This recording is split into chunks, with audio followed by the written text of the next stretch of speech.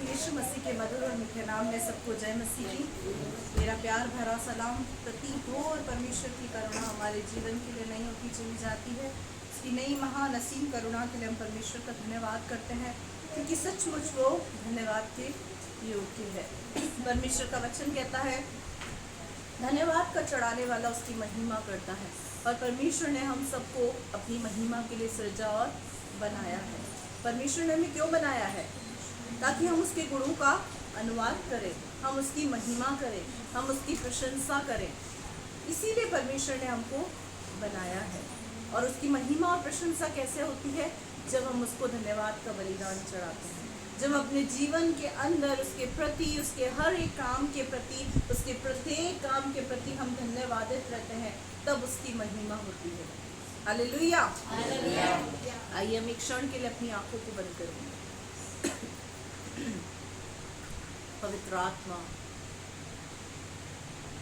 मैं आपको अपने मध्य में पुकारती हूँ। आपके वचन में लिखा है प्रभु, आपका वादा है, जब 2 या 3 जन आपके नाम से जमा होते उनके बीच में आप उपस्थित हैं खुदा। इस समय आपकी उपस्थिति हमारे बीच में है खुदा। इस उपस्थिति के लिए हम आपका धन्यवाद करते हैं। पवित्र आत्मा, आपका चुंबिश चाहती, आपका कंट्रोल, आपका कब्जा चाहती। मत्ती 10:20 के वचन के अनुसार बोलने वाली मैं नहीं, परमेश्वर तेरा आत्मा है जो मुझ में से होकर बात करता है। सचमुच खुदावन, मैं तुझसे विनती करती, मैं अपने आप को तेरे हाथों में हैंड ओवर करती राजा। हाँ प्रभु, हर एक गड़बड़ी कराने वाली, डिस्टर्बेंस की आत्मा, मन भटकाने वाली, सुस्ती, आलस से ऊँगने वाली आत्मा को यहाँ से यीशु के नाम से हटाओ कहती। पवित्र आत्मा तू काम कर। यूट्यूब चैनल को, गूगल मीट को, वॉइस को, क्लियरिटी को, विजिबिलिटी को, लाइट को, हर सिस्टम को पवित्र आत्मा आपके हाथों में देती। कोई भी डिस्टर्बेंस की आत्मा यहाँ कार्य न करने पाए। वचन का बीज 100 गुना प्रतिफल हो प्रभु। मैं तुझसे प्रार्थना करती प्रभु, स्थान के चारों पे पाक फरिश्ते दूतों का बाड़ा बांध। सचमुच प्रभु, टकटकी लगाकर प्रभु तेरी वाणी को हम सुन सके प्रभु, तो ऐसी सामर्थ्य खुदा। सचमुच प्रभु, तेरे वचन में लिखा है, तेरी वाणी मधु से भी मीठी है, शहद से भी मीठी है प्रभु। हाँ प्रभु, हम तुझसे विनती करते हैं, तेरे वचन के अनुसार प्रभु चलने की सामर्थ्य कर। बोल प्रभु, हम तेरी आवाज़ को सुनते हैं खुदा। धन्यवाद करते राजा, अपने दुआ को सुन। दुआ यीशु के नाम से मांगते, आमीन। हालेलुया। आइए हम वचन में चलेंगे।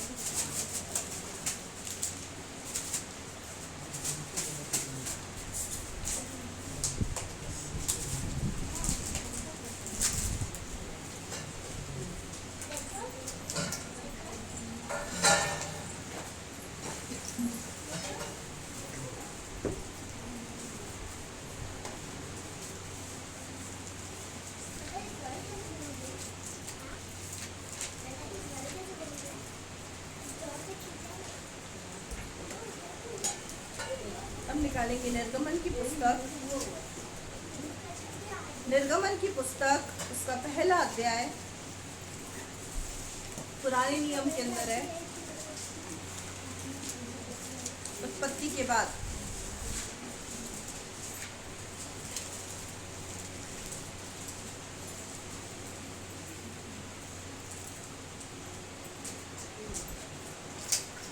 पढ़ो। हाँ, आज क्या है? मदर्स डे, माँओं का दिन। पूरे साल में एक दिन ही होता है माता पिता का, बाकी हर दिन हम अपने राजा हैं। एक दिन ही है बस आपका, माँ बाप का एक ही दिन होता है, बाकी हर दिन हम अपने राजा हैं। हर दिन हमारे, एक दिन आपका। ऐसा आज हम कुछ मदर्स डे के ऊपर सीखेंगे।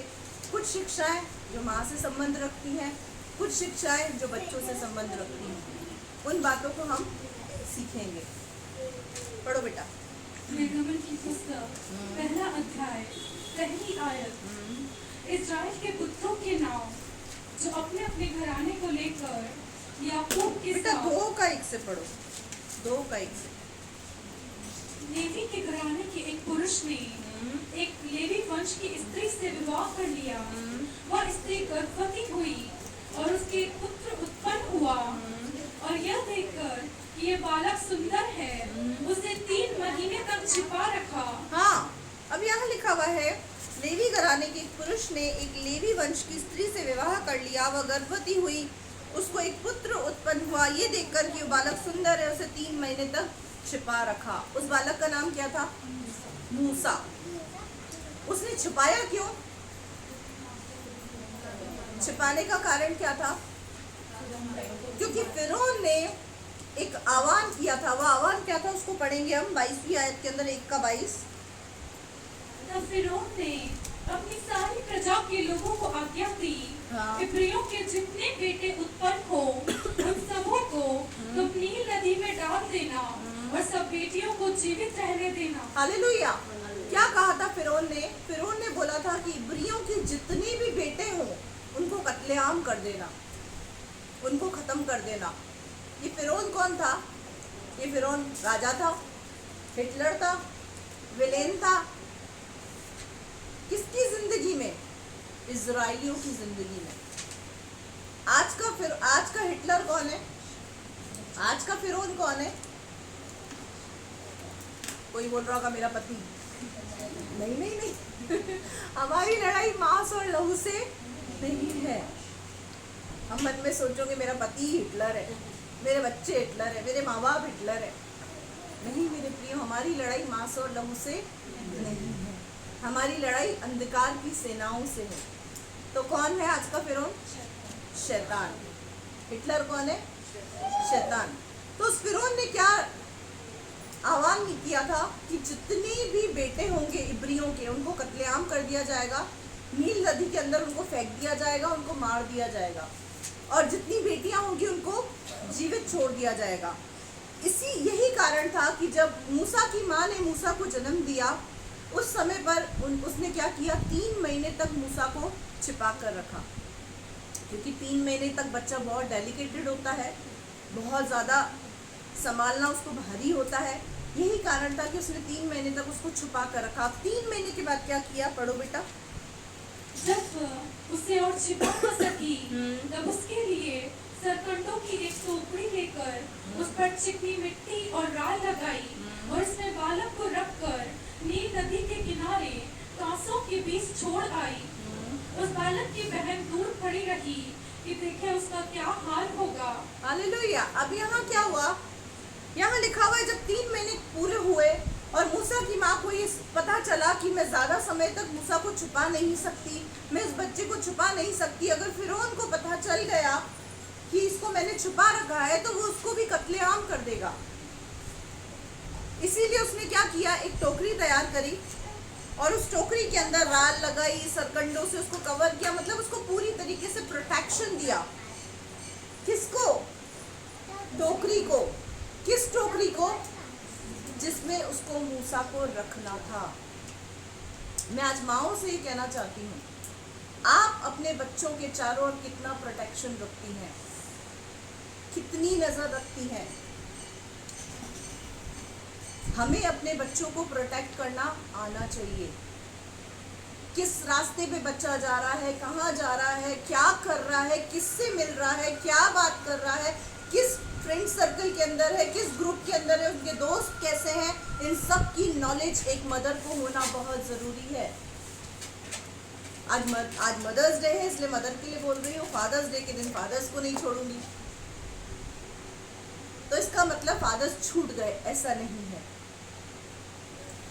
मूसा की माँ ने सरकंडा लिया और राल लगाई, इन सबको क्या किया? मूसा को प्रोटेक्ट किया, उसको कवर किया, उसको सुरक्षा कवच के अंदर रखा। किसके लिए? ताकि कोई उसको फाड़ ना खाए। मेरे प्रियो, एक माँ का कर्तव्य है कि वो अपने बच्चे को प्रोटेक्ट करे, उसके चारों ओर प्रोटेक्शन रखे, उसकी सुधि रखे। कई बार मैंने देखा है जब प्रभु में हम चलते हैं तो हम क्या सोचते हैं कि भाई प्रभु है ना, संभाल लेगा। अगर प्रभु को ही पूरी देखरेख करनी होती तो प्रभु ने आपको क्यों रखा है? सब सब कुछ ही प्रभु को करना होता। मेरे प्रियो, प्रभु ने अपने हर काम के अंदर मनुष्य को सहकर्मी बनाया है, हर काम के अंदर। सुसमाचार के विषय में लिखा हुआ है, अगर प्रभु चाहे तो स्वर्गदूतों की टोली इसी समय स्वर्ग से उतरकर पूरे देश को सुसमाचार सुना सकती है। हमारी जरूरत नहीं थी, लेकिन प्रभु ने हमको कहा कि हम उसके सहकर्मी हैं, हम राजदूत हैं, हम एम्बेसडर्स हैं, हम उसकी संतान हैं। तो प्रभु ने हमको किसी न किसी उद्देश्य से रखा है।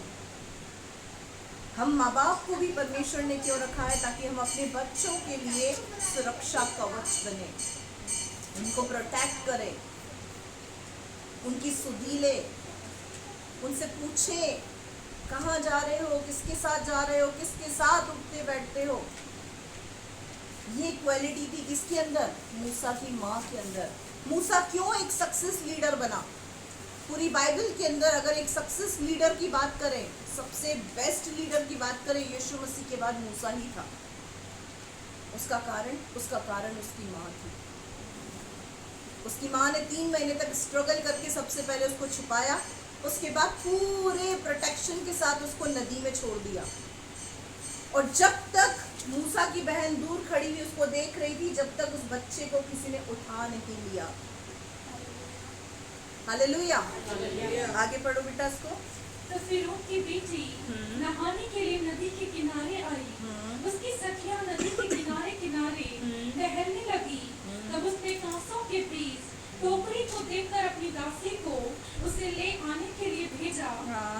जब उसने उसे खोलकर देखा कि एक रोता हुआ बालक है, तब उसे तरस आया और उसने कहा, ये तो किसी इब्री का बालक होगा। हालेलुया। ये परमेश्वर की योजना थी मूसा को जिंदा रखने की। मूसा गया तो किसके पास गया? हिटलर की बेटी के पास, फिरौन की बेटी के पास। और जब उसको उसने उठाया, उसकी खूबसूरती को देखा तो उसकी खूबसूरती पर वो मोहित हो गई। मेरे प्रियो, जब हमारे माँ बाप हमको कुछ बोलते हैं तो हमको वो इंटरफियरेंस लगता है, चुपती है वो बातें हमको। अब यहाँ पे को बहुत सी माएँ बैठी होंगी, बहुत से पिता बैठे होंगे, काश मेरा बच्चा भी यहाँ होता तो वो भी सुनता। ले आना, अकेले में टीचिंग दे देंगे, घबराओ नहीं, ले आना, जरूरत है टीचिंग की, दे देंगे। मेरे प्रियो, माँ बाप की डांट, उनका इंटरफेरेंस हमारी सक्सेस का कारण है। हालेलुया। मैंने मेरी माँ की बहुत डांट खाई, बहुत मार भी बहुत खाई, इतनी मार खाई जिसकी कोई हद नहीं। लेकिन आज जो भी है ना, हम पहला श्रेय प्रभु को जाता है, दूसरा हमारे माँ बाप को, क्योंकि उसने इस लायक बनाया, उन्होंने इस लायक बनाया कि हम गर्दन उठा के चल सकें। मेरे प्रियो, हम अपनी माँ को पागल समझते हैं। क्या सोचते हैं? इससे तो कुछ अक्ल ही नहीं है। आपको क्या पता? हम सारे इंग्लिश मैन हैं आजकल के, सारे अंग्रेज के ज़माने के, अंग्रेज चले गए, आजकल हमको छोड़ गए। आपको क्या पता? आपको कुछ समझ में नहीं आता। यही बच्चों की टॉकिंग है आजकल पेरेंट्स के साथ, कि आपको कुछ समझ में नहीं आता, आप नहीं समझती हो मुझे। अगर माँ बच्चे का सपोर्ट करे तो माँ बहुत अच्छी है, लेकिन अगर माँ बच्चे को कुछ कह दे तो उससे बुरी दुनिया में कोई नहीं है, कोई नहीं है। मदर्स डे के लिए और फादर्स डे के लिए, आपके पेरेंट्स के लिए सबसे अच्छा गिफ्ट है आपका डिसिप्लिन और आपका आदर, जो वो आपसे चाहते हैं। क्या हम इस बात को समझ पा रहे हैं कि एक दिन का मदर्स डे, एक दिन का फादर्स डे नहीं है। प्रभु ने एक दिन के लिए आपके माँ बाप को आपके पास नहीं रखा, सदा के लिए रखा है, हमेशा के लिए रखा है। आप अपनी माँ की कितनी रिस्पेक्ट करते हैं? अपने पिता की कितनी रिस्पेक्ट करते हैं?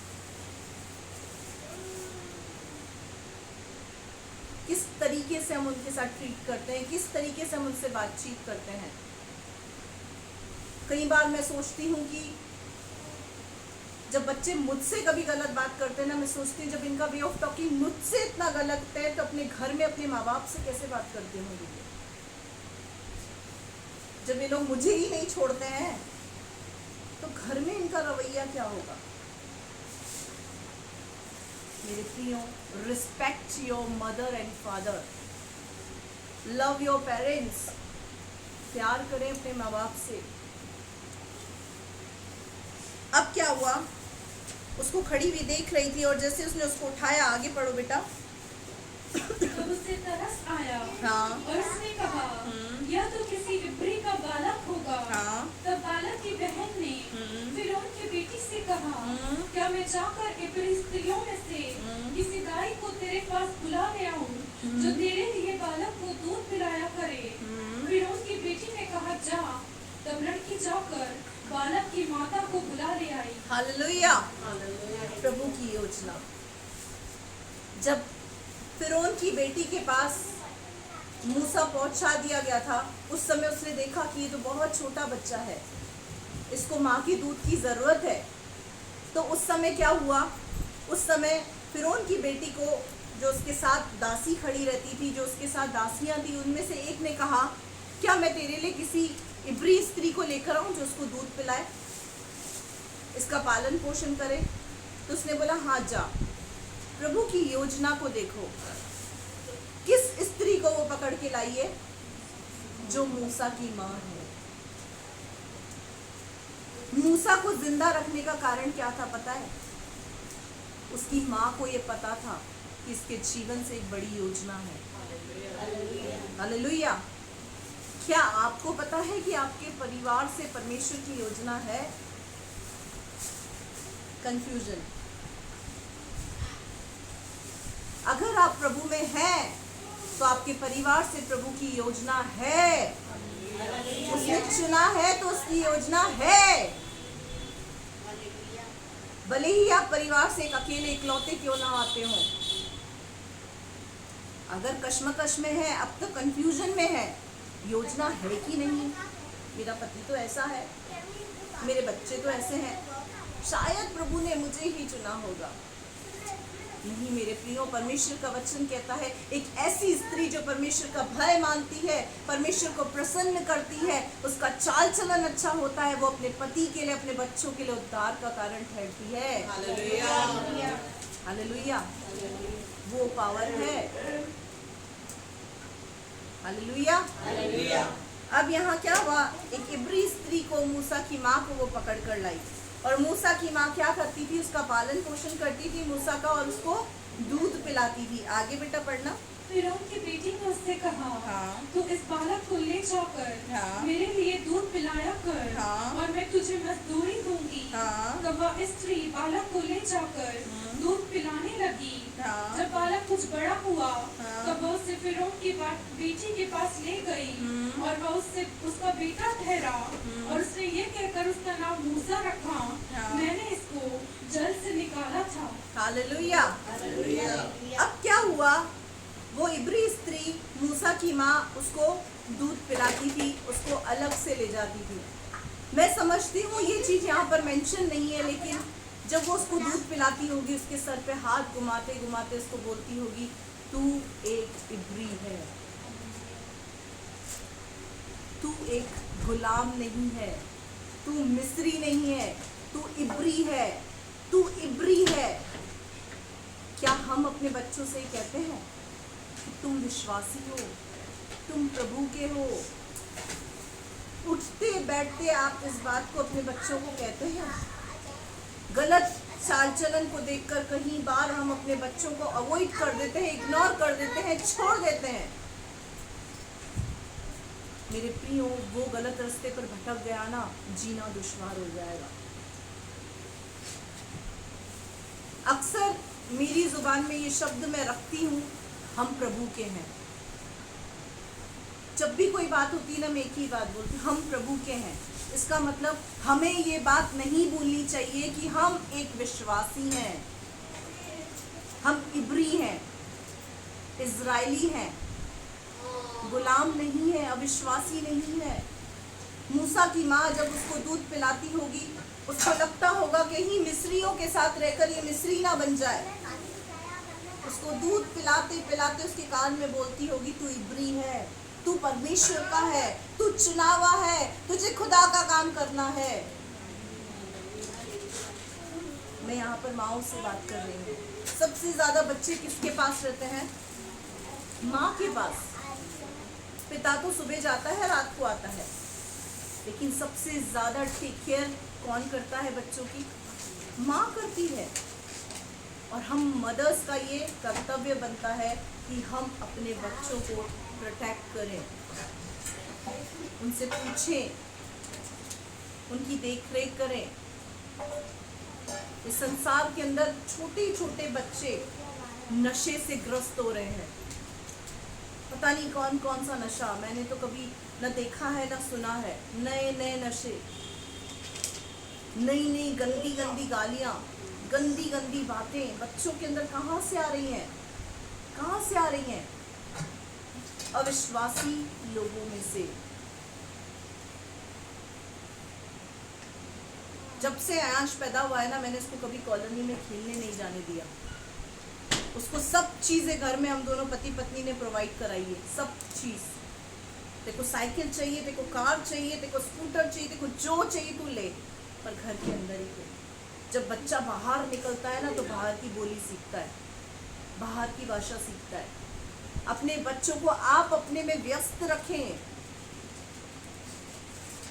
ताकि वो ऐसी संगति में ना जाएं जहां जाकर वो भटक जाएं। परमेश्वर का वचन कहता है, विश्वासी अविश्वासी का कोई मेल जोल नहीं है। धोखा ना खाना, बुरी संगत अच्छे चरित्र को बिगाड़ देती है। आप बच्चों को कूट कूट कर 20 घंटे तक उनके कानों में शिक्षाओं को डालो, और 2 घंटा अगर बच्चा गलत संगति में चला गया तो उस पर असर आ जाएगा। हमको अपने बच्चों को टॉर्चर नहीं करना, उनको सिखाना है, प्यार से बिठाकर डांटना है जहाँ डांटना है। उनको सिखाने की ज़रूरत है। क्या सिखाने की ज़रूरत है? कि तुम परमेश्वर के हो, विश्वासी हो। इस बात को मत भूलो। मूसा क्यों सक्सेस बना? उसकी माँ की वजह से। उसकी माँ ने कभी भी उसको मिस्रियों में मिलने नहीं दिया। बचपन से उसके अंदर कूट कूट कर इस बात को डाल दिया था, तू परमेश्वर का है। इस बात को कूट कूट कर डाल दो। भले ही बड़े बच्चे हो, छोटे बच्चे, आज नहीं समझेंगे, कल समझ में आ जाएगा। एक समय समझ आ जाएगा। एक प्रोटेक्शन का कार्य करो। किसके लिए? अपने बच्चों के लिए। यीशु मसीह ने क्या कहा था? जब स्त्रियां यीशु मसीह के लिए दहाड़ दहाड़ कर रो रही थी, यीशु ने क्या कहा? मेरे लिए मत रो, अपने परिवार के लिए, अपने बालकों के लिए रो। क्यों? क्योंकि यीशु को पता था स्त्रियों के आंसुओं में ताकत है। हालेलुया। यीशु को पता था स्त्रियों के आंसू तूफान को भी पार लगा देती हैं। क्या हम समझ पा रहे हैं? हम इन बातों को समझें। बच्चों के लिए भी आएगा। हम सोच रहे थे हमारे लिए हो गया, तो सबसे पहले आपका प्रोटेक्शन, आपका लव ज़रूरी है, आपका केयर ज़रूरी है। अगर आप अपने बच्चों को टॉर्चर करोगे तो आपके बच्चे भटक जाएंगे, बिगड़ जाएंगे, वो आपकी नहीं सुनेंगे। क्योंकि टॉर्चर और ताने बच्चों को बनाते नहीं हैं, बिगाड़ते हैं। प्यार से उनको टैकल करने की कोशिश करें, और जब प्यार से ना समझें तो डांट से समझें, छड़ी उठाएं। क्योंकि ये एक रिस्पॉन्सिबिलिटीज मदर और फादर को किसकी तरफ से मिली हुई है? परमेश्वर की तरफ से। हालेलुया। अब हम पढ़ेंगे उत्पत्ति की पुस्तक, उसका 21वां अध्याय, उसकी 9वीं आयत से पढ़ेंगे। उत्पत्ति की पुस्तक 21वां अध्याय। एक और माँ के बारे में हम यहाँ देखेंगे। 9वीं आयत। तब सारा को मिस्री हाजिरा का पुत्र जो अब्राहम से उत्पन्न हुआ था हंसी करता हुआ दिखाई पड़ा। इस कारण उसने अब्राहम से कहा, इस दासी को पुत्र सहित निकाल दे, क्योंकि इस दासी का पुत्र मेरे पुत्र इसहाक के साथ भागी नहीं होगा। हालेलुया। मेरे अजीजों, ये हाजिरा और इस्माइल के विषय में है। अभी हमने मूसा और उसकी माँ के विषय में देखा। मूसा अगर एक श्रेष्ठ सेवक था, एक श्रेष्ठ नबी था, एक सफल व्यक्ति था, उसका कारण था उसकी माँ की उसने सुनी। जितने बच्चे यहाँ पर बैठे हैं, मैं आपसे कहना चाहती हूँ, अपने माँ बाप की सुनो, उनका आदर करो। उनकी डांट में ही सक्सेस है। मैं समझती हूँ मूसा को उसकी माँ ने कोई फ्रीडम नहीं दी होगी, क्योंकि मूसा की माँ को ये पता था कि ये परमेश्वर का है, और अगर मैंने इसको फ्रीडम दे दी, स्वतंत्रता दे दी, तो ये मिस्रियों की तरह हो जाएगा, ये गुलाम जो लोग हैं उनकी जैसा हो जाएगा। जब आपको भी फ्रीडम नहीं मिलती है, उसका कारण है कि आपसे परमेश्वर प्यार करता है, इसीलिए ऐसे माँ बाप को आपके ऊपर रखा है। क्या हम समझ रहे हैं इस बात को? अपने माँ बाप की डांट को गलत ना लें। वो आपके भले के लिए आपको डांटते हैं, चाहे आपके माता पिता हो, चाहे आपके अगुवे हो। हम भी तो माँ बाप की स्थिति पर है। कोई उठकर कह दे कि माँ और बाप का हृदय नहीं है हमारे पास। जब आपके अगुवे आपको डांटते हैं तो आपका क्या रिएक्शन होता है? जब हमारे अगुवे हमको डांटते थे ना, हम चुप करके सुनते थे। आज भी चुप करके सुनते हैं, सॉरी के सिवा मुंह से कुछ नहीं निकलता। और कुछ बच्चे मैं देखती हूँ कंटिन्यू मुजोरी करते हैं, कंटिन्यू। कुछ बच्चे ऐसे भी हैं जो चुप करके सुनते हैं। मुझे बहुत खुशी मिलती है जो चुप करके सुनते हैं, लेकिन कुछ ऐसे भी हैं जो कंटिन्यू मुजोरी करते हैं। किसी ने बहुत खूब कहा है, चुप रहना भी एक उत्तर है। चुप रहना भी एक उत्तर है। जब कोई खामोश हो जाता है ना, तो उसकी खामोशी भारी पड़ती है उसके बोलने से ज्यादा। हम तो किसी को डांट नहीं सकते, डांट दिया तो भवाल खड़ा। इन्होंने किसी को डांट दिया तो मेरी वाटी लग जाती है। क्यों? एक पिता को, एक माँ को अधिकार नहीं है आपको डांटने का। ये आपके अगुवे उस समय आपके साथ खड़े थे जिस समय आपको सबने छोड़ दिया था। ये आपके साथ उस समय खड़े थे जिस समय आप अकेले थे। ये आपके साथ उस समय खड़े थे जिस समय आप मरने की स्थिति पर थे, सुसाइड करना चाहते थे, अपनी जिंदगी को खत्म करना चाहते थे। इनको इतना अधिकार नहीं है, आपके अगुओं को इतना अधिकार नहीं है आपको कुछ कह सके। नहीं है तो आज कहकर चले जाना, आज के बाद हम किसी से कुछ नहीं कहेंगे।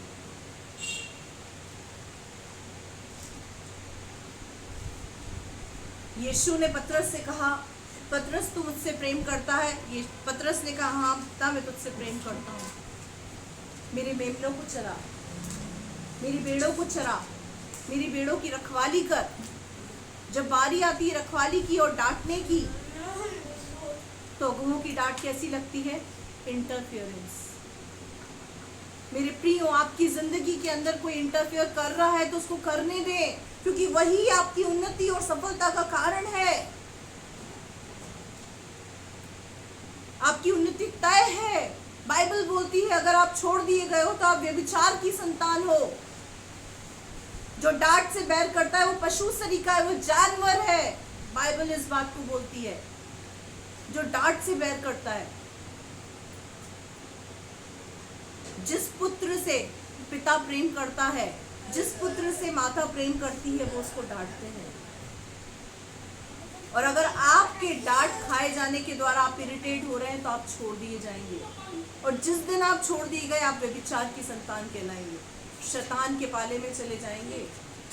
फिर चाहे कितना ही प्रभु में आते रहे, उससे कुछ फर्क नहीं पड़ेगा। खुदा को सब काम खुद ही करना होता तो वो माँ बाप न बनाता। यीशु को सब काम खुद ही करना होता तो वो अगुओं को नहीं रखता, वो कलीसिया में माँ बाप को नहीं रखता। उसने माँ बाप को रखा है ना, तो उसकी कद्र करें। एक दिन का मदर्स डे, एक दिन का फादर्स डे किसी काम का नहीं है अगर हम 12 महीने उनकी रिस्पेक्ट नहीं कर सकते, 365 दिन हम उनकी नहीं सुन सकते, किसी काम का नहीं है मदर्स डे और फादर्स डे। मेरी दृष्टि में मदर्स डे और फादर्स डे का मतलब है उनका आदर करना, उनसे प्यार करना, उनकी केयर करना। Hallelujah, hallelujah. हाजिरा और इस्माइल के विषय में लिखा हुआ है, तब सारा को मिस्री हाजिरा का पुत्र अब्राम से जो उत्पन्न हुआ था हंसी करता हुआ दिखाई पड़ा। इस कारण उसने अब्राम से कहा, इस दासी को पुत्र सहित निकाल दे, क्योंकि इस दासी का पुत्र मेरे पुत्र इस्हाक के साथ भागी नहीं होगा। ये बात अब्राम को अपने पुत्र के कारण बहुत बुरी लगी। मेरे प्रियो, जब आपको ये बात पता है कि अब्राहम को जब संतान नहीं हो रही थी, परमेश्वर ने उसे प्रॉमिस किया कि मैं तुझे बुढ़ापे में एक संतान दूंगा। उस संतान का नाम क्या था? कॉन्फिडेंस के साथ बोले, क्या नाम था? इस्हाक। प्रतिज्ञा की संतान कौन है? बुद्धि की संतान कौन है? इस्माइल। अब्राहम की पत्नी सारा को वेट नहीं हो रहा था, उसको बच्चा चाहिए था। उसने जबरदस्ती अब्राहम को धकेला और कहा कि जाकर मेरी दासी हाजिरा से बच्चा उत्पन्न करके मुझे दे। वो बच्चा था इस्माइल, वो दासी थी हाजिरा। जब सारा ने देखा कि मेरे बच्चे के साथ साथ ये इस्माइल भी इंजॉय कर रहा है और ये भी बहुत हंस रहा है, कर रहा है, तो सारा को ये बात अच्छी नहीं लगी। क्यों? क्योंकि सारा को खुद की संतान हो चुकी थी, अब उसको दासी की संतान अच्छी नहीं लग रही थी। यही कारण था उसने क्या किया, उसने कहा तू इन दोनों को घर से निकाल दे, मैं इन दोनों को साथ में टॉलरेट नहीं कर सकती। अब्राहम को बुरा लगा, कारण क्योंकि अब्राहम का जहाँ एक बेटा इसहाक था वहाँ दूसरा बेटा इस्माइल था, इसीलिए अब्राहम को वो बात बहुत बुरी लगी। आगे बढ़ो बेटा।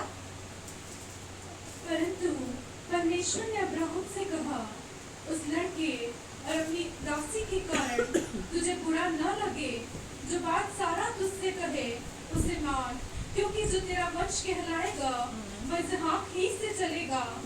दासी के पुत्र से भी मैं एक जाति उत्पन्न करूंगा, इसीलिए कि वो तेरा वंश है। अब यहाँ क्या लिखा हुआ है? यहाँ लिखा हुआ है कि जब अब्राहम को ये बात बुरी लगी, उस समय परमेश्वर ने अब्राहम से बात किया और अब्राहम को क्या कहा? तेरा वंश इसहाक से ही चलेगा।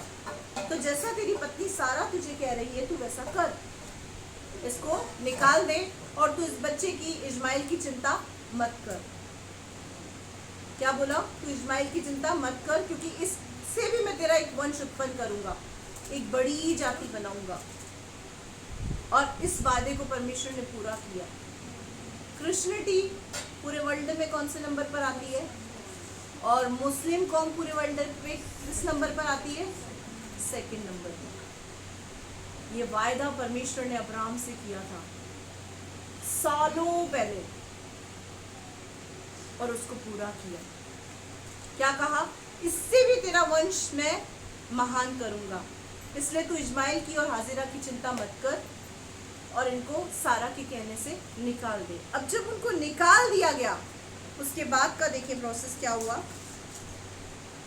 इसीलिए अब्राहम ने सवेरे तड़के उठकर रोटी और पानी से भरे चमड़े की थैली भी हाजिरा को दी और उसके कंधे पर रखी और उसके लड़के को भी उसे देकर उसको विदा किया।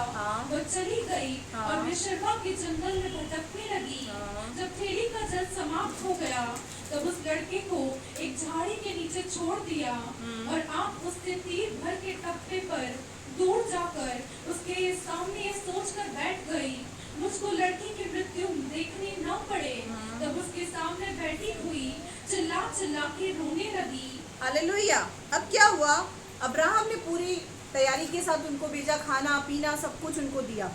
अब वो सब कुछ लेकर गई। जैसे ही वो बेशर्बा के अंदर पहुंची, जंगलों में भटकने लगी और जंगलों में जो पानी उसके पास था वो पानी खत्म हो गया। अब उसके पास पानी नहीं बचा और उसका बच्चा प्यास से तड़प रहा था। क्या हो रहा था? प्यास से तड़प रहा था। और जब वो प्यास से तड़प रहा था, पानी नहीं था, उस समय उस माँ को ये दर्द हुआ कि मैं मेरे बच्चे को मरते हुए नहीं देख सकती। मेरे प्रियो, आपके माँ बाप, आपकी माँ आपको तड़पते हुए नहीं देख सकती है। बच्चे अपनी माँ के हृदय को समझें। कोई भी माँ, कोई भी पिता ये नहीं चाहता है कि उसका बच्चा नाश हो जाए। जब हम लोग ही ऐसा नहीं चाहते हैं तो आपके घर में जो आपके माँ बाप है वो ऐसा क्यों चाहेंगे? इसको ये बात पता थी कि पानी के बगैर मेरा बच्चा मर जाएगा तड़प तड़प कर, और वो उसको नहीं देख सकती थी। यही कारण था उसने क्या करा, थोड़ी दूरी पर एक पेड़ के नीचे अपने बच्चे को छोड़ दिया और खुद दूर जाकर बिलक बिलक कर रोने लगी। किसके लिए? अपने बच्चे के लिए। कई बार माँ बाप को भी अपने बच्चों को छोड़ना पड़ता है ताकि बच्चे अपने माँ बाप की वैल्यू को समझें। जो आपके साथ है ना, उनकी वैल्यू समझें। चाहे वो घर में आपके माँ बाप हो, चाहे अगुए हों। किसी दिन छीन लिए गए, आपसे दूर कर दिए गए, तब आपको वैल्यू समझ में आए, उसका कोई मतलब नहीं रहेगा, कोई मतलब नहीं रहेगा। एक कहावत है, जब चिड़िया चुग गई खेत तो पछताने का क्या फायदा। तो चिड़िया खेत चुगे इससे पहले खेत की रखवाली कर लें। अब क्या हुआ, दूर बैठकर वो क्या कर रही है, चीख चीख कर रो रही है। आगे, परमेश्वर ने उस लड़के की सुनी और उसके दूत ने स्वर्ग से हाजिरा को पुकार कर कहा, हाँ। हे हाजिरा, हाँ। तुझे क्या हुआ? मत डर, क्योंकि जहाँ तेरा लड़का है वहाँ से उसकी आवाज परमेश्वर को सुन पड़ी है। हालेलुया। माँ का कराना बच्चे की दुहाई सुनने का कारण बन गया।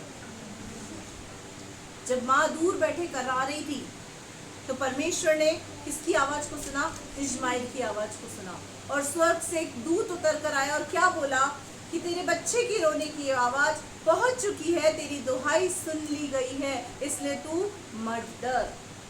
आज जितनी माएँ यहाँ बैठी हैं जो अपने बच्चों के लिए आंसू बहाती हैं, रोती हैं, घुटने टेकती हैं, परमेश्वर का वचन उनसे बात कर रहा है, मत डर, तेरी सुन ली गई है। तेरे कारण मैं तेरे बच्चों की सुधि लूंगा। जितनी माँ यहाँ पर बैठी है, परमेश्वर का वचन उनसे बात कर रहा है। और जितनी माएँ अपने बच्चों के लिए नहीं रोती हैं, परमेश्वर कह रहा है आज के बाद अपने बच्चे और अपने परिवार के लिए रो। अब आप सोच रहे होंगे खुद तो रोती रहती है और हमको भी रोना सिखा रही है। मेरे प्रियो, मैं ऐसा नहीं कह रही, परमेश्वर का वचन कह रहा है स्त्रियों के आंसू में ताकत है। अगर स्त्रियों का रोना जरूरी ना होता तो यीशु कह देता, मत रो मेरे लिए, क्यों रो रही हो, क्यों चिंतामणि बन के बैठी हो। यीशु ने क्या कहा? अपने परिवार के लिए और अपने बच्चों के लिए आंसू बहाओ। एक सक्सेस परिवार की निशानी होती है उस घर में एक प्रार्थनावादी स्त्री का होना। अब केवल माएँ नहीं, जितनी स्त्रियां बैठी हैं, आपके आंसुओं में ताकत है, शक्ति है। क्या हम समझ पा रहे हैं इस बात को? अब हाजिरा जब रोने लगी छोड़कर बच्चे को, तो क्या हुआ? स्वर्ग से एक दूत आ गया और क्या कहा उसने? मत रो, मत डर, तेरी और तेरे बेटे की आवाज सुन ली गई है। रोने से क्या होगा? कई बार हम सोचते हैं रोने से क्या होगा, रोने से थोड़ी कोई समस्या ठीक हो जाएगी। मैं आगे इसका आपको बताती हूँ रोने से क्या होगा। पढ़ो। रोने से सबसे पहले तो प्रार्थना सुनी जाएगी, दूसरा आपके और आपके परिवार को, आपके बच्चों को प्रोटेक्शन मिलेगा, अब तीसरा पढ़ो बेटा। उठ, अपने लड़के को उठा हाँ और अपने हाथ से संभाल, हाँ क्योंकि मैं उसके द्वारा एक बड़ी जाति बनाऊंगा। हाँ और परमेश्वर ने उसकी आंखें खोल दी। हाँ, क्या किया? परमेश्वर ने उसकी आंखें खोल दी। यानी जब हम रोएंगे, आंसू बहाएंगे, तो रास्ते खुल जाएंगे। हालेलुया। अगर कोई आपको बोले तुमको तो रोने के सिवा कुछ काम ही नहीं है, तो बोलना ताकत भी तो मेरे आंसू में है।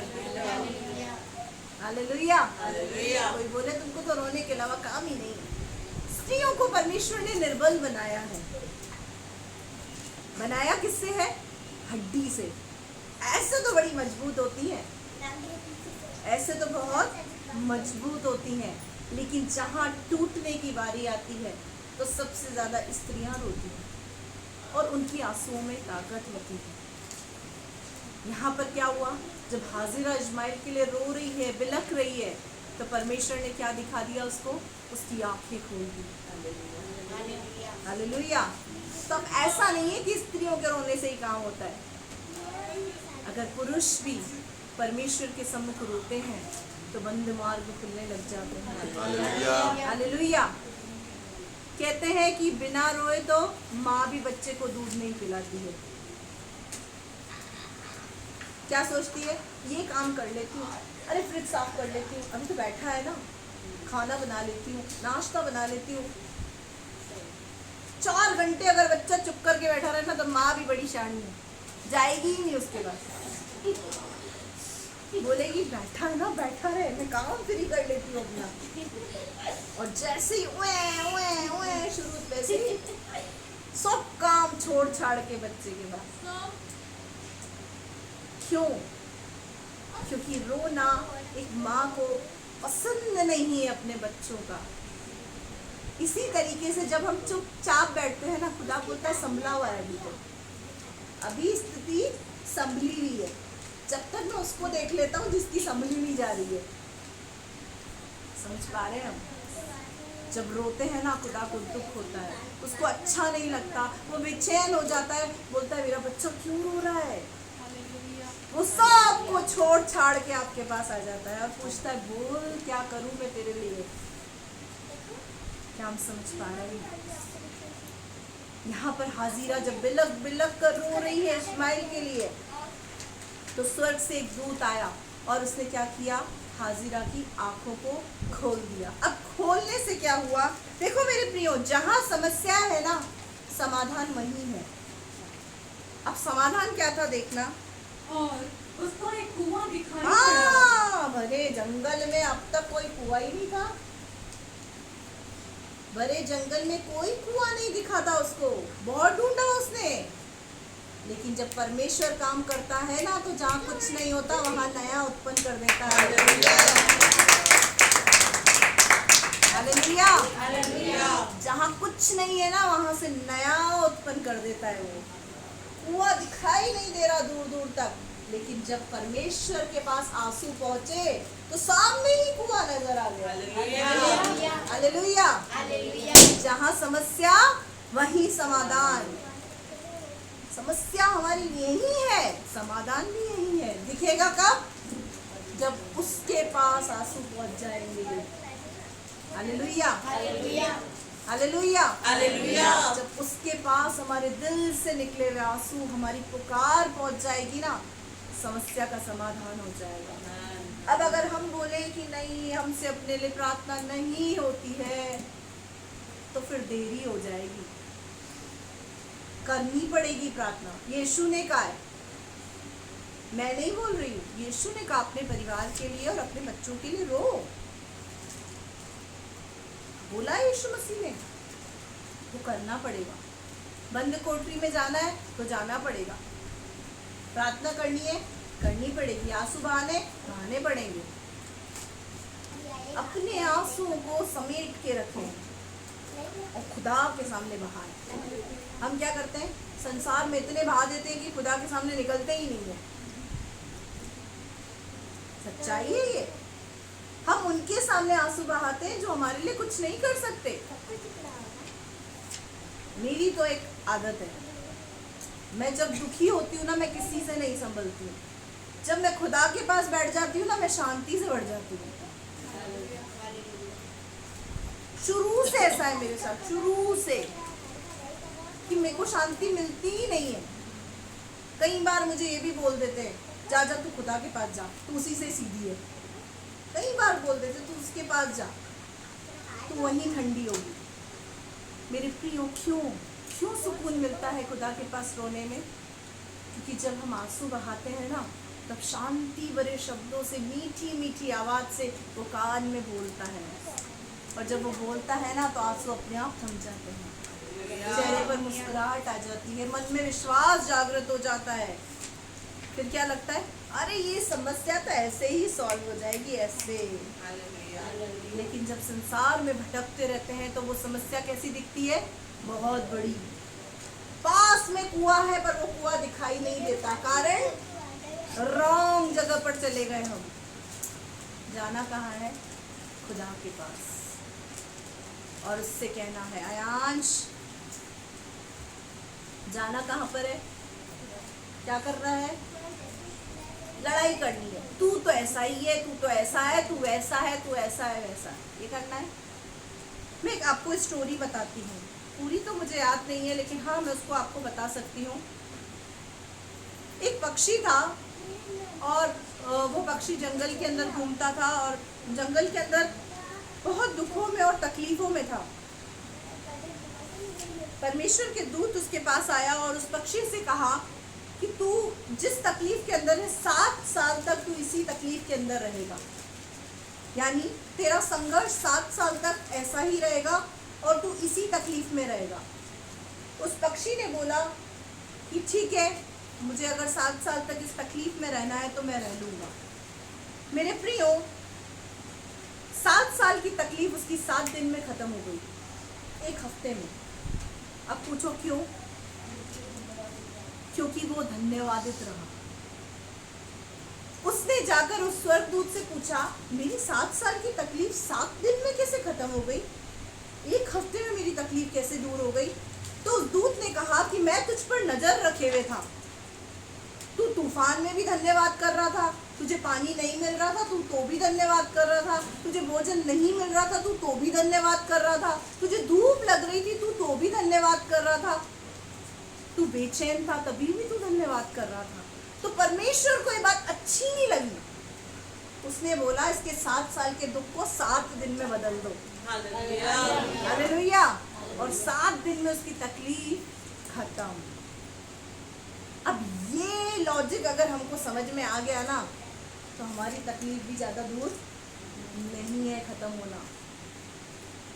7 साल की तकलीफ 7 दिन में खत्म, कारण सिर्फ धन्यवाद, सिर्फ धन्यवाद। कुछ नहीं किया उसने, धन्यवाद चढ़ाया। दुख में भी उसका धन्यवाद करे, आंसुओं में भी धन्यवाद करे, परेशान है तो भी धन्यवाद करे। पति अच्छा नहीं है, बोलो धन्यवाद प्रभु तेरा। पत्नी अच्छी नहीं है, बोलो धन्यवाद प्रभु तेरा। माँ बाप अच्छे नहीं, बोलो धन्यवाद प्रभु। अगर ये ऐसे नहीं होते तो हम तेरे पास ना होते। हालेलुया। हमारी उन्नति का कारण, हमारा तेरे पास रहने का कारण, तुझसे मोहब्बत करने का कारण ही तो ये है। Hallelujah, hallelujah, hallelujah. अगर हम संसार से ना टूटेंगे तो खुदा के करीब कैसे जाएंगे?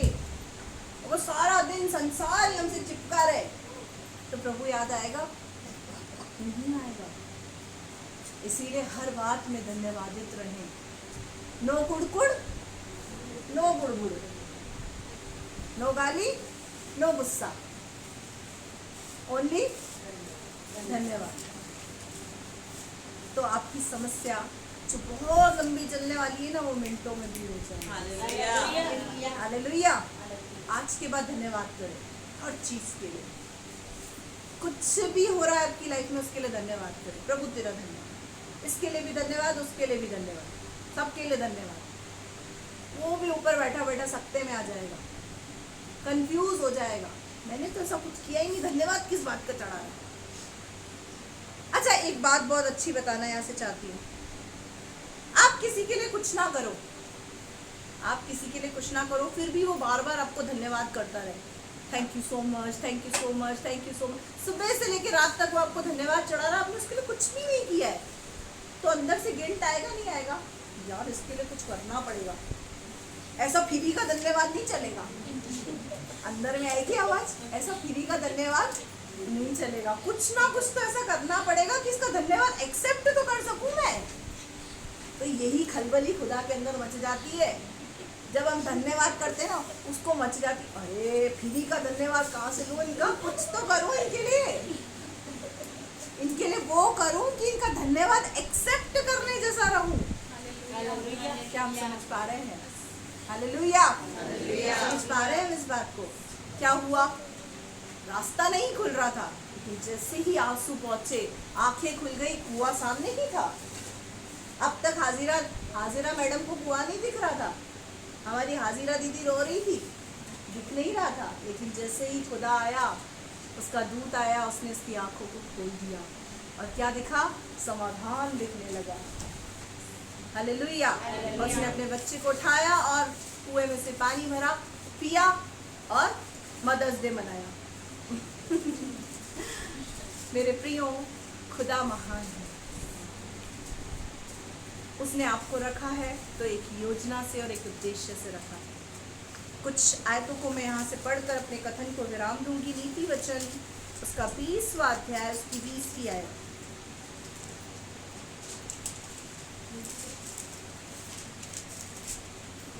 नीति वचन 20वां अध्याय 20वीं आयत। जो अपने माता पिता को कोसता उसका दिया बुझ जाता। हाँ, जो अपने माता पिता को कोसता, सुन लो, जो अपने माता पिता को कोसता उसका दिया बुझ जाता है। दिया यानी नाश हो जाता है वो व्यक्ति जो अपने माँ बाप को कोसता है। आगे, और घोर अंधकार हो जाता है। घोर अंधकार हो जाता है, इसका मतलब शैतान के चंगुल में आकर फंस जाता है। जो बच्चे अपनी माँ की बात को नहीं मानते, अपने पिता की बात को नहीं मानते, उनकी जिंदगी शैतान के हाथों में चली जाती है। आपके माँ बाप का इंटरफेरेंस अगर आपको अच्छा नहीं लग रहा तो आप शैतान के हाथ में चले जाएंगे। अगर मूसा अपनी माँ की बात को नहीं मानता, बोलता नहीं मेरे को तो मिस्री लोग अच्छे लग रहे हैं, अविश्वासी बड़े प्यारे लग रहे हैं मुझे, उनके साथ खाने पीने डिस्को बार जाने में मेरे को तो मजा आ रहा है, तो क्या मूसा एक सफल सेवक बन पाता? एक सक्सेस व्यक्ति बन पाता? क्या सफलता उसके जीवन के अंदर आती? मेरे प्रियो, माँ बाप की डांट चुभती जरूर है, लेकिन हमारे भले के लिए होती है। उस भलाई को आपको अभी नहीं समझ में आएगा, वो भलाई वक्त रहते समझ में आती है। कहीं ऐसा ना हो कि जब तक आपको समझ में आए तब तक आपके माँ बाप आपसे दूर हो जाए। इसीलिए कद्र करना सीखें, उनकी वैल्यू को समझें। मेरी मदर इन लॉ अक्सर एक बात बोलती है, जब तक जिंदा है तब तक निंदा है। जब तक जिंदा है तब तक निंदा है। मरे बात को जिसको नहीं जानते उसकी भी तारीफ करते हैं हम लोग। कोई मर जाता है ना, नहीं जानते, अरे बहुत अच्छा आदमी था, बहुत अच्छी औरत थी। मरे बाप तो ऐसी तारीफें निकलते हैं। अक्सर एक फ्यूनल चल रहा था, उस फ्यूनल पे लगभग 40 साल के व्यक्ति पास्टर की मृत्यु हो गई, और वहाँ जब फ्यूनल पे लोग खड़े थे, भीड़ की भीड़ उस पास्टर की तारीफ कर रही थी और प्रशंसा कर रहे थे। बहुत अच्छा पास्टर था, बहुत केयरिंग था, जब फ़ोन करते थे तब आ जाता था, जब दुआ के लिए बोलते थे दुआ कर देता था, हमारे लिए आंसू बहाता था, ये करता था वो करता था। भीड़ की भीड़ वहाँ पर ये कर रही थी। वहाँ पर उनमें से एक व्यक्ति ने बोला, इतनी तारीफ इसके जिंदा रहते हुए करते ना तो ये साला मरता ही नहीं, ये मरी तुम्हारे कटाक्षों से गया, तुम्हारे तानों से मर गया, तुम्हारे रवैये से मर गया। इतनी तारीफ जो तुम उसके फ्यूनल पे कर रहे हो ना, उसके जीते जी करते ना तो उसकी उम्र लंबी हो जाती। ये सच्चाई है, ये बहुत बड़ी सच्चाई है। तारीफ करनी है ना जिंदा व्यक्ति की करे, मुर्दा थोड़ी सुन रहा है आपकी बात को, सुन रहा है क्या? अगर इस मुखाते में है कि ऊपर बैठ के सब देखता है व्यक्ति, कौन कितना दाड़ दाड़ के रो रहा है, कौन मेरे लिए बेचैन हो रहा है, तो ऐसा कुछ भी नहीं है। वो नहीं देखेगा आपको नीचे कि आप क्या कर रहे हैं, वो नहीं देखेगा। वो जब भी देख सकता है जब तक वो जिंदा है, उसके प्राण उसके अंदर है, उसकी आत्मा उसके अंदर है। चंद शब्द तारीफ के एक इंसान को हिम्मत दे जाते हैं। आपके माँ बाप आपके लिए मेहनत करते, उनकी तारीफ करो। आपके अगुवे आपके लिए मेहनत करते, उनकी तारीफ करो। नहीं करते इतने मेहनत तो बोल दो, आप क्या मेहनत करते हो? आप तो रोटी तोड़ रहे हो मुफ्त की। अगर मेहनत कर रहे हैं तो उनको अप्रिशिएट करो, उनकी तारीफ करो, क्योंकि आपके अप्रिशिएट करने से, आपकी तारीफ करने से उनको बल मिलता है। क्या हम समझ पा रहे हैं इस बात को? जो माँ बाप को कोसता है उसका दिया बुझ जाएगा। अगर जन्म देने वाले माँ बाप को कोसने पर यह हाल है, तो जो आत्मिक माँ बाप है, अगर उसको कोसोगे तो उसका रिजल्ट क्या होगा आप खुद अंदाजा लगा लो। आप किसको कोस रहे हैं? किसको? आपके लिए जितने आंसू बहाए ना, उसका हिसाब आपके पास भी नहीं होगा। हम किसको कोसते हैं? हम इन बातों को समझें। 23 का 13 और 14, नीति वचन 23 का 13 14। लड़के की ताड़ना न छोड़ना, हाँ, क्योंकि यदि तू उसको छड़ी से मारे तो वह न मरेगा, हाँ। तो उसको छड़ी से मारकर हाँ। उसका प्राण अधोलोक से बचाएगा। हालेलुया। लड़के की ताड़ना करना न छोड़ना, यानी अपने बच्चों को डांटना न छोड़ना, क्योंकि अगर तू उस पर छड़ी उठाएगा तो वो मरेगा नहीं। एक डंडे से कोई मर जाएगा क्या? एक लाफे से कोई मर जाएगा? एक चाटे से कोई मर जाएगा क्या? नहीं ना। लेकिन ऐसा करने से तू उसको नरक में जाने से बचा लेगा। ये परमेश्वर का वचन कहता है। छड़ी उठानी है। हम छड़ी सहने की स्थिति में हैं। मैं आपसे पूछ रही हूँ, हम अपने माँ बाप की नहीं सहन कर सकते हैं तो अपने अगुओं की कहाँ से सहन करेंगे? आप छड़ी सहने की स्थिति में हैं? कुछ बच्चे यहाँ पर ऐसे हैं, दीदी अगर आप थप्पड़ भी मार दोगी ना तो भी हम कुछ नहीं बोलेंगे। बड़ी खुशी मिलती है इस बात को सुनकर कि कम से कम ये अधिकार तो दिया। और यकीन माने ऐसे बच्चे कभी भटकेंगे नहीं जिन्होंने अपने अगुओं को ये अधिकार दिया हो, जिन्होंने अपने माँ बाप को ये अधिकार दिया हो कि आप चाहे तो हमें थप्पड़ भी मार सकते हैं, हम आपकी थप्पड़ खा लेंगे। हैं ऐसे बच्चे यहाँ पर, और बहुत खुशी मिलती है। मैं यहाँ से इस बात को कह रही हूँ, वो बच्चे बहुत उन्नति करेंगे अपनी लाइफ में। मदर्स डे, फादर्स डे का रियल मीनिंग ही यही होता है। हम तो किसी पे छड़ी उठा ही नहीं सकते। एक थप्पड़ मारी तो पलट के 2 पड़ती है, एक मारो तो पलट के 2 पड़ती है। अगर एक बोल दिया तो पलट के 4 सुनना पड़ता है। इच्छा होगी बोलने की, होगा मन बोलने का, मनोबल टूट जाता है, अंदर से आवाज निकलती छोड़ दे इसको, मत बोल कुछ भी। और छोड़ दिया ना तो व्यभिचार की संतान हो जाओगे, खुदा के नहीं कहलाओगे। अगर आप पे छड़ी उठाई जा रही है तो प्रभु का धन्यवाद करें कि प्रभु तूने मुझे सिखाने वाले रखे हैं। जाओ उनके पास जिनके पास सिखाने वाले, समझाने वाले लोग नहीं हैं। उनकी हालत देखो, तब पता चलेगा वैल्यू। हालेलुया। 13-14 हो गया बेटा, 23 का 22 पढ़ दो। अपने जन्माने वाले पिता की सुनना, हाँ। और जब तेरी माता बूढ़ी हो जाए, हाँ। तब भी उसे तुच्छ न जानना। जब तेरी माता बूढ़ी हो जाए तो भी उसको तुच्छ न जानना। काफियों की माँ अभी जवान होगी, काफियों की बूढ़ी हो गई होगी।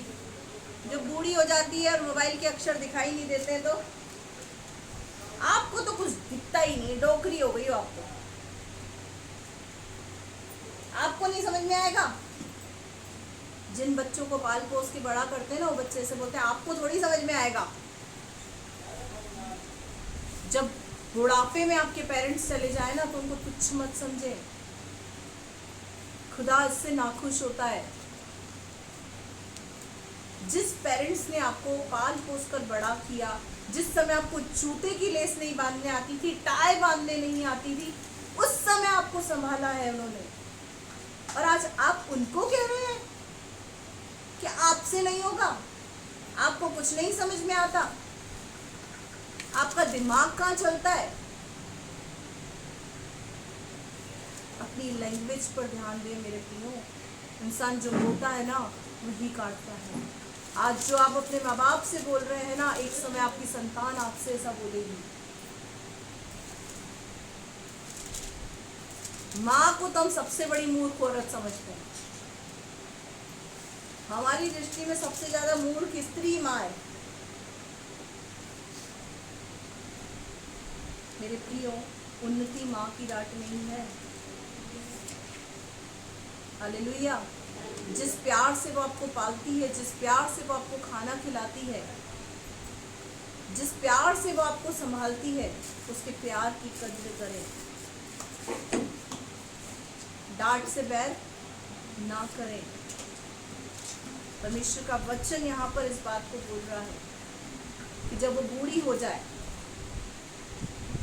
तो भी उसको तुच्छ न जानना। बुजुर्गों का साया भी हमारे साथ होना बहुत जरूरी है। जब हमारे ऊपर कोई बड़ा होता है ना, तो एक सुकून महसूस होता है, छत महसूस होती है। क्यों? क्योंकि वो कुछ नहीं कर सकते, लेकिन कम से कम हमारे हमदर्द तो बन सकते हैं, सलाहकार तो बन सकते हैं, हमारे साथ खड़े तो रह सकते हैं। हो गया बेटा कंप्लीट? अब पढ़ो यशाया 49 49 का 14 से 16 तक। मरियम ने भी यीशु मसीह के टेक केयर की। मरियम कौन थी? यीशु मसीह की माँ। मरियम और यूसुफ ने ही यीशु मसीह को संभाला। जब यीशु मसीह कोख में थे, हेरोदेस राजा यीशु मसीह को मारने की स्थिति पर था, वो यीशु मसीह को मार डालना चाहता था। उस समय परमेश्वर ने मरियम और यूसुफ से बात किया, और जब उनसे बात किया तो उन्होंने अपने बच्चे को, यीशु मसीह को सुरक्षित रखा, संभाला। क्रूस की मृत्यु के नीचे भी मरियम खड़ी थी। यीशु मसीह जहां जाता था उसके साथ मरियम जाती थी। यीशु मसीह ने अपनी माँ की वैल्यू को समझा। यीशु मसीह ने जाते जाते भी अपनी माँ को यूहन्ना के हाथ में हैंडओवर किया। अभी हमने क्रूस से वाणियां सुनी थी, उसमें मैंने इस बात को बताया था कि यीशु मसीह ने मरियम को यूहन्ना के हाथ में सौंप दिया, और क्या कहा? ये तेरी माँ है। और उससे क्या कहा? ये तेरा बेटा है। हम समझें, इन बातों को हम समझने की कोशिश करें, हम समझें हमारे अपनों की वैल्यू को। पढ़ो बेटा। यशायाह की पुस्तक 49वां अध्याय 4वीं आयत। परंतु सिय्योन ने कहा, परमेश्वर ने मुझे त्याग दिया है, मेरा प्रभु मुझे भूल गया है। क्या ये हो सकता है?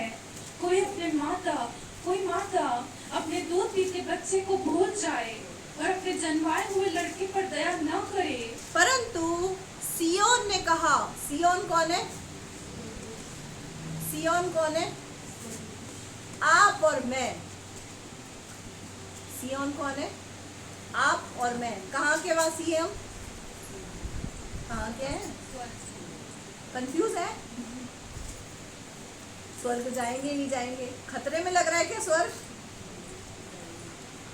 जाएंगे? कॉन्फिडेंटली बोलो, कहाँ के हम? स्वर्ग देश के।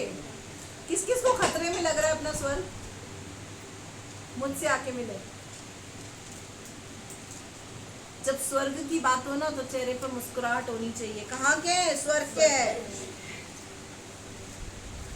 कोई पूछे कहाँ रहते हो, फट से बोलते बजरंग नगर रहते हैं हम तो, अशोक कॉलोनी रहते हैं हम तो, वल्लभ नगर के, बोरखेड़ा के हम तो। इतना ही कॉन्फिडेंस स्वर्ग के लिए दिखाएं। कहाँ के हम? स्वर्ग देश के। स्वर्गीय, हम अभी अपने ऊपर स्वर्गीय लगा सकते हैं। मरे बाद तो पापी के ऊपर भी स्वर्गीय लगा दिया जाता है। स्वर्गीय फलाना।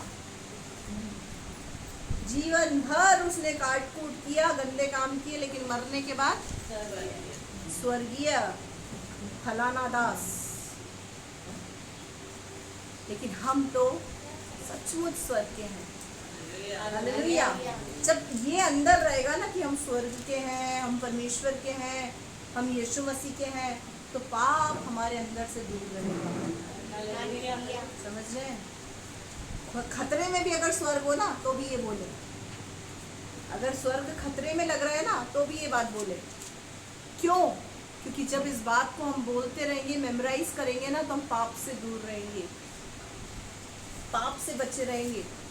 अपने दिल को हर वक्त बोलते रहेंगे, तू परमेश्वर का है, तू यीशु का है, तू परमेश्वर का है, तू यीशु का है, तू स्वर्ग का है। तो जब पाप सामने आएगा ना तो एक दिमाग में वही बात आएगी, तू स्वर्ग का है, तो हम उस पाप से रुक जाएंगे। इसीलिए हम कहाँ के हैं? अब भी इतनी धीरे आवाज? स्वर्ग पे पूरा 1 घंटा लेक्चर दूंगी तब आवाज बुलंद होगी क्या? कहाँ के? कहाँ के? पीछे वाले कहाँ के? आवाज देखो।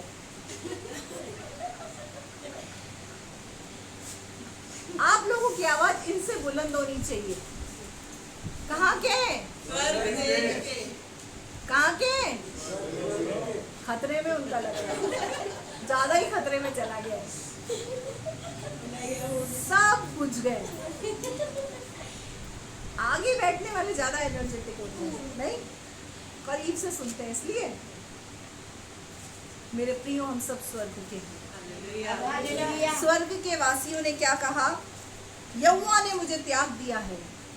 कहते हैं हम भी? कहते हैं कि नहीं कहते हैं? सच्ची सच्ची बताना, मुझे सब पता है। हम कई बार खुदा को कहते हैं, खुदा तूने हमें छोड़ दिया है, तू हमको देख भी नहीं रहा है, तुम्हारी सुन भी नहीं रहा है, क्यों रास्ते नहीं खुल रहे हमारे? बोलते नहीं बोलते, आती है ऐसी बातें। सियोन ने क्या कहा? तूने मुझे त्याग दिया है और मेरा प्रभु यीशु मुझे भूल गया है। मेरा प्रभु यीशु मसीह मुझे भूल गया है, हम ये बात बोलते हैं। तब उत्तर में क्या आंसर आता है? क्या हो सकता है कि कोई माता अपने दूध पीते बच्चे को भूल जाए और अपने जन्माए हुए लड़के पर दया न करे? हाँ, क्या ये हो सकता है कि कोई माँ अपने बच्चे को जन्म देकर भूल जाए या उस पर दया ना करे, उस पर तरस ना खाए? क्या ये हो सकता है? नहीं हो सकता। सब लोग बोल रहे नहीं नहीं नहीं नहीं नहीं हो सकता। अब मैं बताती हूँ कि ये हो सकता है, नहीं हो सकता। पढ़ो। हाँ, वो तो भूल सकती हाँ, वो तो भूल सकती है। आगे। परंतु मैं तुझे नहीं भूल सकता। हाँ, मैं तुझे नहीं भूल सकता। अगर माँ अपने बच्चे को नहीं भूल सकती तो कचरे में बच्चे नहीं मिलते, ट्रेन के डिब्बों में बच्चे नहीं मिलते, अनाथ आश्रम नहीं होते। एक माँ अपने बच्चे को भूल सकती है, वो अपने जन्माए हुए के ऊपर दया ना करे, ऐसा हो सकता है, पॉसिबिलिटी है, ऐसा हो सकता है कि वो भूल जाए। लेकिन परमेश्वर बोल रहा है मैं तुझे नहीं भूल सकता, क्योंकि मैं तुझसे प्यार करता हूँ। मैंने तुझे अपने हाथों से बनाया है। किसी ने यीशु मसीह से कहा कि यीशु तू मुझसे कितना प्यार करता है। यीशु मसीह ने अपनी बाहें फैलाकर कुछ नहीं कहा, साइलेंटली अपनी बाहों को फैलाकर क्रूस की मृत्यु सहली और कहा देख मैं तुझसे इतना प्यार करता हूँ। अपनी बाहें फैलाकर हीलों से जड़ दिया और कहा देख मैं तुझसे इतना प्यार करता हूँ। Silent love. एक माँ छोड़ सकती है, एक पिता छोड़ सकता है, लेकिन मेरा यीशु नहीं छोड़ सकता। अगर लग रहा है ना वो भूल गया है, तो वो बोल रहा है कि नहीं मैं नहीं भूला बेटा, मैं तेरे जीवन से कुछ चाहता हूँ। क्या हम समझ पा रहे हैं? वो कुम्हार है, आप मिट्टी है, वो आपको बना रहा है। आपके बनने का समय है। और अपन को क्या लगता है उस समय कि हम छोड़ दिए गए। हम छोड़ दिए गए नहीं है, हम उसके हाथों में ही है। वो बना रहा है। वो क्या कर रहा है? बना रहा है। और क्या लिखा हुआ है? देख, हाँ। मैंने तेरा चित्र हाँ। अपनी हथेलियों पर खोद कर बनाया है। हाँ। तेरी शहर बनाओ हाँ। सदैव मेरी दृष्टि के सामने बनी रहती है। हालेलुया। क्या कहा? देख, मैंने तेरा चित्र, देख मनी, मैंने तेरा चित्र अपनी हथेली पर खोद कर बनाया है। तेरा पूरा स्ट्रक्चर, तेरा पूरा बॉडी, तेरी पूरी जीवन शैली मेरे हाथों में है। मैंने खोद कर बनाया है। मेरे प्रियो, पेन से अगर कोई चीज बना दी जाए तो वो मिटाई जा सकती है। पेंसिल से लिखा हुआ मिटाया जा सकता है, लेकिन अगर खोद कर कुछ बनाया जाए तो वो नहीं मिट सकता। खोद कर आप अपनी हथेली पर किसी का चित्र बनाने की हिम्मत रखते हैं? जिससे हम प्यार करने का दावा करते हैं, मोहब्बत का दावा करते हैं, क्या ये रिस्क उठा सकते हैं कि अपनी हथेली पर खोदकर उसका पिक्चर बनाए? नहीं कर सकते। लेकिन खुदा ने ऐसी मोहब्बत की कि उसने अपना, आपका चित्र, आपका फोटो, आपका स्ट्रक्चर अपनी हथेली पर खोद कर बनाया है। और वो जब ऐसे उठाकर देखता है तो आप उसकी नजर में होते हैं। हालेलुया। जब वो उठाता है, आपको रोते देखता है, उसको अच्छा नहीं लगता। और वो प्यार भरी बातों से, अपने प्यार से आपको शांति देने की कोशिश करता है। उसने अपनी हथेली पर आपका चित्र खोद कर बनाया है। संसार आपको छोड़ सकता है, आपके रिश्तेदार आपको छोड़ सकते हैं, आपके अपने आपको छोड़ सकते हैं, लेकिन प्रभु कहता है मैं तुझे न छोड़ूंगा, न कभी त्यागूंगा, न कभी भूलूंगा। तो प्रभु को आज के बाद ऐसा ना कहे कि तू भूल गया है। एक व्यक्ति, एक विश्वासी व्यक्ति प्रभु के पास स्वर्ग में गया। मैंने बहुत बार बताया, पर ये बात मुझे बहुत अच्छी लगती है, इसलिए मैं बता रही हूँ। जब एक विश्वासी व्यक्ति स्वर्ग पर गया तो उसने प्रभु से शिकायत की कि प्रभु, विश्वासी जीवन के अंदर बहुत कष्ट और बहुत दुख थे। विश्वासी जीवन इतना आसान नहीं था प्रभु, विश्वासी जीवन कांटों का जीवन है। मैंने इस जीवन में बहुत दुख उठाया, और जब जब मैंने दुख उठाया ना, बहुत बार मैंने देखा तूने मेरे को छोड़ दिया। ये क्या थी?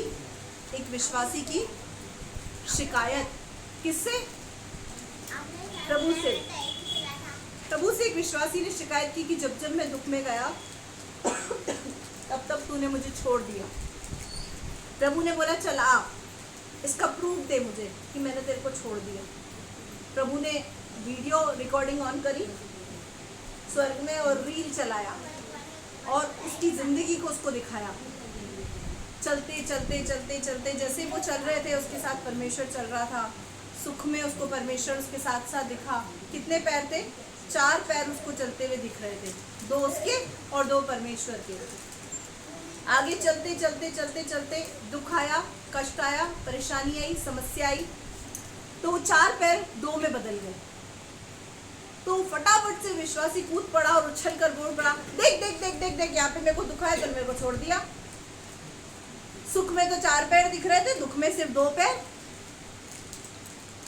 तो फिर यीशु ने पता है क्या कहा? अरे मेरे प्यारे, मेरी प्यारी, वो 2 पैर तेरे नहीं, मेरे हैं। जब जब तू दुख में होता था ना, मैं तुझे गोद में उठा लिया करता था। तो वो 2 पैर मेरे हैं, तेरे नहीं हैं। जब जब आप दुख में होते हैं ना, वो आपको अपनी गोद में ले लेता है। हालेलुया। वो दुख भारी क्यों लगता है? क्योंकि हमारी दृष्टि दुख पर चली जाती है। जब हमारी दृष्टि दुख से हटकर खुदा पर जाएगी ना, तो हमको महसूस होगा मैं तो उसकी शहजादी हूँ। हालेलुया। अपने आप में ये कॉन्फिडेंस रखें कि मैं उसकी शहजादी हूँ, वो मेरा शहजादा है। हालेलुया। ये कॉन्फिडेंस लेवल हमारे अंदर होना चाहिए कि हम उसकी शहजादी और शहजादे हैं, हम उसके राजकुमार राजकुमारियां हैं। जब हम चले ना, तो ये कॉन्फिडेंस होना चाहिए, अपने अंदर से एक आवाज आनी चाहिए कि चाहे कोई साथ दे या ना दे, प्रभु साथ है। चाहे कोई समझे या ना समझे, प्रभु समझता है। चाहे कोई प्यार करे या ना करे, वो करता है। हालेलुया। मेरे आंसुओं की कद्र चाहे किसी को ना हो, लेकिन उसको बहुत है। मेरे आंसू उसको रुला देते हैं, मेरी खुशी उसको खुश कर देती है। ये मोहब्बत करता है आपका पिता आपसे, जो कहता है दूध पिलाने वाली माँ भी छोड़ सकती है, पिता भी छोड़ सकता है, रिश्तेदार भी छोड़ सकते, पर मैं तुझे नहीं छोड़ूंगा। ऐसी मोहब्बत है उसकी इस मोहब्बत को एंजॉय करें। हालेलुया। अपने अंदर कॉन्फिडेंस रखें, मैं उसकी बेटी हूँ। इस बात में कॉन्फिडेंस आए ना आए कि मैं इस फलाने की पत्नी हूँ, फलाने का पति हूँ, फलाने की बेटी हूँ, फलाने का बेटा हूँ, ये कॉन्फिडेंस भले ही नहीं हो, पर ये कॉन्फिडेंस ज़रूर होना चाहिए, मैं उसका बेटा हूँ, मैं उसकी बेटी हूँ, मैं उसका राजकुमार हूँ, उसकी राजकुमार, उसकी शहजादी हूँ। हालेलुया। क्या हम समझे इस बात को? असली मदर्स डे यही है।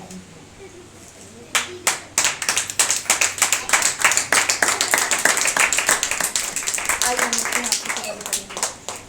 अपनी आंखों को बंद करेंगे और सुने गए वचन पर मेडिटेट करेंगे, मनन करेंगे। Hallelujah, praise lord, thank you Jesus. ओ रबा शंद रबा रबा रियत्था रबा रिखला रबा शिखिंदी गंडा रबा रबा रियत्था रबा रिखला रबा शिखिंदी। सचमुच प्रभु, हम तेरा धन्यवाद करते हैं। आज पूरा संसार प्रभु आज के दिन को मदर्स डे के रूप में मनाना है, और कहा जाता है प्रभु, माँ से बड़ा प्रेम किसी का नहीं होता, माँ से बड़ी ममता किसी की नहीं होती। लेकिन हाँ प्रभु, तेरा वचन हमें इस बात को बताता है, उससे बढ़कर प्रेम भी तू हमसे रखता है। प्रभु, हमने तेरे वचन से सीखा कि जिस माँ बाप को हमारे ऊपर रखा है उसको तूने रखा है प्रभु। ये सोच कर कि उन माँ बाप को तूने हमारे ऊपर रखा है, हम उनका आदर करें प्रभु, उनका सम्मान करें, उनसे प्यार करें, उनकी केयर करें प्रभु।